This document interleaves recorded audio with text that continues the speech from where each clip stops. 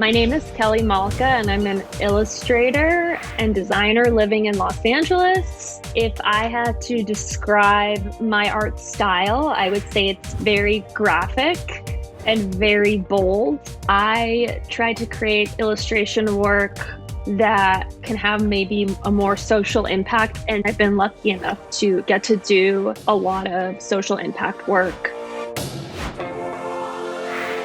I was approached by Adobe and the Ocean Agency to spread awareness about ocean conservation and what we can do to protect our oceans, which are a huge part of our everyday lives. My process is usually starting off looking through some inspiration and doing my research, and then I kind of just start drawing, start adding details and really trying to fill the page.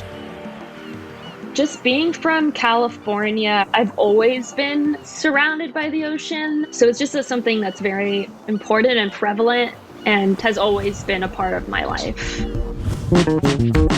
I wanted to create this image that had a very human element to it. No matter where we are, we're connected to the ocean, whether it's like the food we eat, the air we breathe, the water we drink.